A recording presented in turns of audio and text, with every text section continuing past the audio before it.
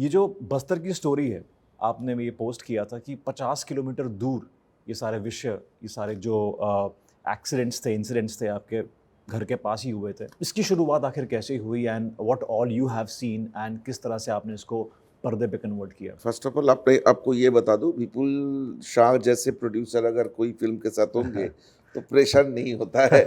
हाँ, तो मैं तो पूरे प्रोसेस को एंजॉय क्या की। मैं बात। केरला स्टोरी में भी एंजॉय की, यहाँ पे भी एंजॉय की, क्योंकि मैं अनबर्डन फील करता हूँ। मेरे ऊपर ज़्यादा प्रेशर नहीं होता है। कोई गलती भी हो जाता है तो he is always there with me to correct. It is a superb seamless journey between us. This is one. Number 2 ये है कि ये जो मूवमेंट है ना, इसको ये मूवमेंट बहुत पहले शुरू हुई थी। हाँ, 1897 में कम्युनिस्ट पार्टी मूवमेंट शुरू हुई थी हमारे देश में। मैं आपको हिस्ट्री से ज्यादा बर्डन नहीं करूंगा। प्लीज, हम चाहते हैं, हमने नहीं, बहुत मतलब मस्ती की है हिस्ट्री से मैं ज्यादा बर्डन नहीं करूंगा, लेकिन आपको कॉन्टेक्स्ट समझना बहुत जरूरी है। तो 1907 में ब्रिटिशर्स ने एक कानून लेके आया था, जो जहाँ पे था कि जिन्होंने जमीन में जो फसल बनेगा उस फसल की डिस्ट्रीब्यूशन कैसे होगा, उसको लेके एक कानून बना था। तो तेलंगाना में, जो अभी राज्य बना, पहले आंध्र प्रदेश की हिस्सा था, तेलंगाना में एक तेभागा मूवमेंट हुई थी, जहाँ पे कुछ किसान एग्रीकल्चर लीडरशिप उन्होंने तैयार किया था कि जमीन में जो प्रोड्यूस होगा वो 3 टुकड़े में इक्वली डिवाइड होगा। एक हिस्सा गवर्नमेंट ले जाएगा टैक्स की तरह, एक हिस्सा जिनकी जमीन है वो लेंगे, एक हिस्सा जो जमीन में काम करेगा, टीलर्स बोलते हैं जिनको, जिन्होंने अपना पसीना बहाएंगे, उनको चला जाएगा। ये किसी के लिए एक्सेप्टेड नहीं था, जमींदारों के लिए एक्सेप्टेड नहीं था, ब्रिटिशर्स के लिए एक्सेप्टेड नहीं था। तो ये एक वायलेंट मूवमेंट में बन गया था। तो उस मूवमेंट को सारे, उस समय पे जनसंघ थे, कांग्रेस था, सब मिलके उसको विरोध किया था, मतलब उसके सपोर्ट में। तो ये चल रहा था। तो कम्युनिस्ट पार्टी उस समय पे ज्यादा फ्यूल मिला कम्युनिस्ट पार्टी इंडिया में आने के लिए। 1967 में क्या हुआ कि कम्युनिस्ट पार्टी 2 पार्ट में डिवाइडेड हो गया।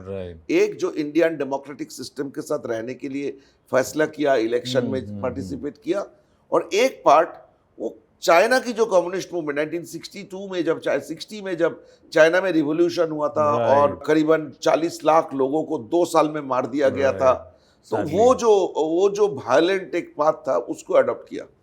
और उसकी तहत एक पर्टिकुलर इंसिडेंस हुई थी। एक दिन 11 जुलाई का दिन था 1967 में, वो नक्सलबाड़ी जो दार्जिलिंग डिस्ट्रिक्ट में आता है, जो मेरे घर से 40 किलोमीटर दूर है, 50 फैक्ट्स भी राइट। हाँ, तो वहां पे एक दिन दोपहर को मार्केट में 6 जमींदारों को खड़ा करके गोली मार दिया जाता है। वो है इस मूवमेंट की शुरुआत। तो वो मेरे घर के बगल में था, हालांकि तब मेरा जन्म में ही नहीं हुआ था, लेकिन मेरी फैमिली में मेरी एल्डर सिस्टर, मेरी जीजा जी, ये लोग सब इस मूवमेंट के साथ। तो क्या हुआ, इतने बड़े एक इंसिडेंट्स हुई, और 7-8 साल पहले चाइना में रिवॉल्यूशन हुआ, चाइना में इतने बड़े एक इंसिडेंट्स होने लगा माओ त्से-तुंग की लीडरशिप में। तो सब इंटेलेक्चुअल्स बहुत एक्साइटेड थे कि इंडिया भी चाइना की तरह पावर ग्रैब कर लेंगे ये माओइस्टों ने। तो मेरी घर भी उनमें इम्पैक्टेड था। ये बहुत बड़ा एक मूवमेंट बना था। हजारों की तादाद में लोगों को मरते हुए देखा है हम लोगों ने। मतलब मैं आपको इंसिडेंट्स बताऊं, 1977 में जब इमरजेंसी खत्म हो गया, और उस दौरान मैं तब कलकत्ता में शिफ्ट किया जलपाईगुड़ी से। एक दिन सुबह मेरी स्कूल से बहुत नजदीक है प्रेसिडेंसी कॉलेज, कलकत्ता का बहुत मशहूर कॉलेज है। कॉलेज की बाहर एक बरगद की पेड़ है, उस पेड़ में 8 डेड बॉडी टांगे हुए थे सुबह। तो इस तरह की सिचुएशन बंगाल में हो रहा था। वो स्लोली पर्कुलेट करते करते बंगाल से बिहार, बिहार से झारखंड, झारखंड से उड़ीसा, सदर्न जर्नी शुरू की, और तेलंगाना के साथ मिलके एक पूरे देश में, आपको बता दूं, इस देश में 662 शायद डिस्ट्रिक्ट्स है पूरे देश में। उनमें उस समय पे करीबन 279 या 270, एग्जैक्ट नंबर मुझे याद नहीं है, डिस्ट्रिक्ट इम्पैक्टेड था। बाय द टाइम इमरजेंसी हट गए, उस समय पे ये 149 डिस्ट्रिक्ट्स, मतलब almost 20% of India was impacted by, इसको बोलते हैं LWE, left wing extremism, yes उसको बंद कर दिए थे।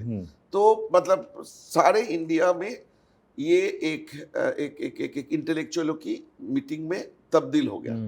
तो इंटेलेक्चुअल की मूवमेंट में जब तब्दील हुई तब सरकार के साथ इनकी निगोशिएट करना बहुत आसान हो गया, क्योंकि ये लोग उन्हीं की भाषा में राइट अंग्रेजी में बात करते थे, शुद्ध हिंदी में बात करते थे। तो एक इंटेलेक्चुअल मूवमेंट में ट्रांसफर हो गया है। बहुत ज्यादा रशिया चाइना का मदद मिलने लगे। सो एक बहुत गंदे दौर से गुजरा। मैं आपको बता दूं 2012 में रायपुर में जब छत्तीसगढ़ नया नया बना था, मध्य प्रदेश को सेग्रीगेट करके, डॉक्टर मनमोहन सिंह तब प्राइम मिनिस्टर थे, उन्होंने जाके बोला था कि इंडिपेंडेंस के बाद इंडिया का सबसे बड़ा जो खतरा है, ये खतरा इन लोगों से है, इन मूवमेंट से है। अब उसके बाद और 20-30 साल गए, 1977 से लेकर 12 साल, वो और ज्यादा बढ़ गया। और उसके बाद गलत पॉलिसीज, लोगों की प्रॉब्लम को ठीक से समझना, ये सब मिला जुला के एक मूवमेंट को किसी ने ठीक से कंट्रोल नहीं कर पा रहे थे। तो जब तक ये जो नया सरकार आए, लास्ट 10 साल में सिचुएशन को लोग समझने लगे और थोड़ा थोड़ा चेंजेस होने लगे।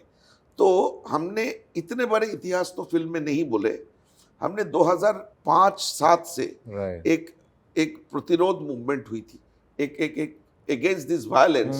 The villagers awakened, and the awakened villagers started a movement to stop this violence. So we basically chased that phase of Bastar. It was a confrontation between the peace-loving villagers and these violent Maoists. Right. Very nice, sir. आप history teacher भी रह चुके हैं? Because when you are making a film, yeah, of course, you know, because Kerala Story, again we worked for 8-10 years on the subject. So truth थोड़ा सा कड़वा होता है और सच्चा है, लेकिन लाइफ में end of the day truth जीतता है। बिल्कुल sir, that is the biggest strength. ना विपुल जी डरते हैं, ना मैं डरता हूँ। जैसे केरला स्टोरी के टाइम पे ना बोला गया था, मेरा और विपुल जी की एक एक आंख की दाम है 20 लाख रुपया। अरे बाप, कोई हमारी आंख निकाल के ले जाएगा तो 20 लाख। मुझे नहीं लगता विपुल जी कभी उसके लिए डरे, ना मैंने डरा था, क्योंकि We are empowered with the truth. क्या बात है। और आई थिंक एंड में जो मर्जी हो, सत्य की विजय होती है। Absolutely.